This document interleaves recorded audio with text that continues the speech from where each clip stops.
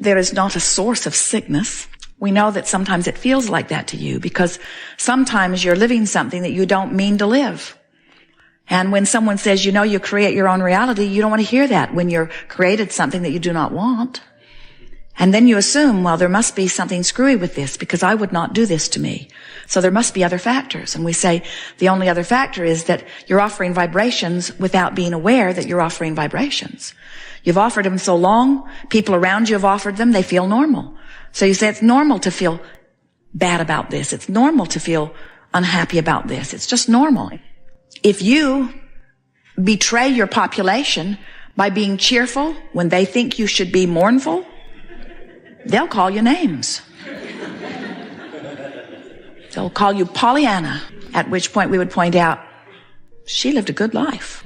You cannot focus upon things that make you feel good without moving toward thriving. And you can't focus upon things that make you feel bad without moving away from thriving. And if you call moving away from thriving a source of badness, we say it's not a source of badness, it's just moving away from thriving. And when you get that you're in control of which way you move, and you care infinitely about the way you feel, now you have guidance within you that's active. Now you have awareness. Now you can tell which way you're moving. It is important that you don't beat up on yourself when you find yourself moving in opposition to what you want. No problem. When possible, make a legal U-turn. There's enormous leeway. You can move around all over the place, and you do that all the time in your determinant of what you want. You said, I'll go forth and I'll sift through the data, and out of this sorting process, I will give birth to preferences. But once you give birth to a preference, you want to do yourself a favor and get up to speed with the preference you've given birth to. Because when you give birth to something and your source rides the rocket of your desire and you don't ride the rocket of your desire, you have vibrational discord. So when you leave here today, please think often about the term vibrational relativity. The vibrational relativity between what I'm doing as I'm beating the drum of whatever I'm focused upon right now, and the vibration of where my source is and where my true heart is, where my desires are. And the better I feel, the more in alignment it is. Contrast causes you to launch a rocket of desire. Source immediately agrees with that rocket. So now here you are, in some measure of discord. You've launched a rocket you're not up to speed with yet. You want it, but you don't believe it. You want it, but you doubt it. You want it, but you want to believe it, but you don't believe it because you doubt it. But you want to believe it, you want to believe it, so you try to believe it, so you try to believe it. So you look at people who are living something like it, and they make you sort of believe it, but you don't believe it, but you want to believe it, but you try to believe it, but you don't believe it, but you try to believe it, that you look for evidence to believe it, you find evidence to believe it, now you believe it, now you are it. And now you have a new set of contrasting experiences, which gives birth to another rocket of desire. But you don't believe it, but you want to believe it, but you don't believe it, but you want to believe it, but you doubt it, but you want to believe it, so you try to believe it, but you don't believe it. But you look for evidence to believe it, and you find some evidence to believe it, and now you sort of believe it, and you want to believe it, and now you believe it, and now you believe it, and now you believe it, and now you are it. And now you have another set of contrasting experiences. And you want it, but you don't believe it. That's the work. And the guidance within you lets you know how you're doing. You can tell. You can tell when you're moving toward believing it or not believing it. But you know what keeps tripping so many of you up? Instead of just factoring in the relativity between where you are and where you want to be and where source agrees with you, you say, I want it, but I don't believe it. But I want it. But should I want it? What do you think? What do you think? What do you think? Should I want it? What do you think? Do you know anybody who's ever wanted it? How did they do? Is it all right that they wanted it? Did their life get better because they wanted it? They were condemned to hell because they wanted it? How many people think it's okay to want it? I need to poll how many people to find out whether it's appropriate more for me to want it? Ask my mother. I don't think my mother would understand that I want this. Mother, is it all right that I want this? It isn't all right that I want this, but I wanted this. What do I do now? I'll ask someone else. And then I'll ask someone else. I wonder what this church thinks about it. I wonder what these people think about it. Met a new boyfriend. He liked me till he found out I wanted that. I'm lost. I don't know which way I should go. I want it, but I don't know if I should want it. And then you get lost because your journey is no more quantifiable. You can't tell which way to go. This one would have you go that way. This one would have you go that way. This one would have you go that way. This one would lay out a whole list of other things you want that your life experience hasn't told you that you want. Your teachers will present long lists of things that you're supposed to want that your own personal experience hasn't caused you to give birth to. So now, not only do you not know how to get to the things you want, you've got a whole long list of things you're supposed to want that you don't want. It's no wonder that you're spinning out there in Yuma, feeling unfulfilled and unsatisfied because you disassociated pretty early on, most of you, with your own sense of purpose, with your own sense of being, with your own guidance system, with your own relativity between where you are. And friends, it is so very, very simple.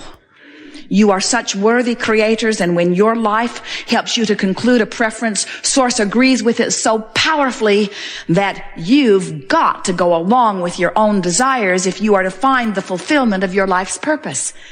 The other day, Esther felt a new desire hatch within her. She didn't expect it to happen. And she said to Jerry, uh-oh, a desire is hatched that I'm not up to speed with. Well, I don't really have time to get up to speed with it. And then she realized she's got no choice but to get up to speed with it. In other words, you can't hatch a desire and not get up to speed with it and never be really joyful. Do you get that? Your purpose is to conclude your preference. Your preference is unique and valuable. And when it is born, you must follow it like your source did. And if you don't, your emotional guidance system will say to you lovingly and gently at first, you're not a vibrational mesh to where you have gone. You cannot withdraw from that which you have become. There's no turning back. You are leading edge creators on the leading edge of thought, and when a desire is born within you, you must go with it. You must go with it. It is your legacy. It is your inheritance. It is your right. It is your creative endeavor. It is your life. It is who you are. It is why you came forth. You must go with the flow of life. So, good feels good. It does feel good. So, why do you worry that you might not be moving in the direction of that which is good? And part of it is because sometimes when you're moving in the direction of good, it doesn't feel all that good yet. Joseph Campbell coined the most wonderful words that we've ever heard from your physical tongue when he said, the key to life and the joy of life and fulfilling life's purpose is to follow your bliss. But when you're in depression, you can't get a whiff of bliss. So we say, follow your bliss, but stop off for a moment in revenge. It will do you good if you're depressed. If you're angry, we would never take you back to revenge. If you're frustrated, we would never guide you toward revenge. That's going the wrong way. But if you're depressed or fearful, we'll point you in the direction of revenge and we'll applaud when you get there. Revenge is a stopping off point, a stabilizing point on your way to bliss. Anger, even closer to bliss. But anger feels a long way from bliss, doesn't it? And so if you don't know about your own emotional guidance system and you haven't taken the time to personalize how bliss feels in comparison with appreciation or how fear feels in relationship to anger, then you might be taking somebody else's word for it. And as they say to you, you're angry and you shouldn't be. I've enrolled you in anger management seminars. You might not know that your anger is an improvement. So you might not know which way you're going, but you know what? You'll never not know that again. You heard it, and it resonates with everything that you know to be. Your own life experience has shown you how these emotions feel. You can now tell when you are upon your path. Some worry, oh, Abraham, what if you're wrong? What if I spend time in revenge? And we say, don't spend long there. Don't spend enough time there that you act on it. Just think about it. And then get into anger and stabilize there and then move into frustration. And what you will show yourself is that you can move easily within a few days from the depth of despair into something that feels very much like conjoining with that which you know as bliss, source, God, well-being. You can prove it to yourself in a very short period of time. And once you do, we do not believe that you will ever doubt again your worthiness. You can be sitting in a restaurant and just think some sweet thought of appreciation about someone you don't even know, and you can feel the confirming rippling of source energy bubbling through you in agreement with your statement of appreciation. And you can find some justified, validated reason for condemning some rascal in your environment, and the emptiness you feel in your stomach is your validation that you've gone someplace that is unnatural to you and a place that your source does not go. And before you know it, with a little bit of practice, you will never again need the uninformed, impossible to be right opinion of anyone outside of yourself. Because no one else can understand the vibrational relativity of what's going on within you. So when someone gives you a metaphysical New Age term like you need to balance your energy, now you know finally what that means. Balance your energy with what? With your energy. Balance your energy with who you are. Balance your energy with your own desires. Balance your energy with who you are becoming. Balance your energy with that which is out there in vibrational escrow for you. Bring yourself into alignment with you, not into alignment with your mother, not into alignment with some church, not into alignment with somebody else's opinion, not into alignment with your boyfriend or your spouse or your children or your mother or your father or your sister or your brother, into vibrational alignment with you. And when you find vibrational alignment with you, the clarity of your being is such that those who see you, those who perceive you, those who even get a little taste or a whiff of you will be uplifted by your presence. Because when you are in alignment with you, you are pure positive energy oozing all over the place, and anybody who comes near you benefits from it. And you personally thrive. You feel good, you look good, you have stamina, you have energy, you have balance, you have clarity, you have wit, you have abundance of all things that you consider to be good. You thrive in all ways when you come into energy balance with you. Vibrational relativity, that's what it's all about. Well, we're done. It's been very nice visiting with you.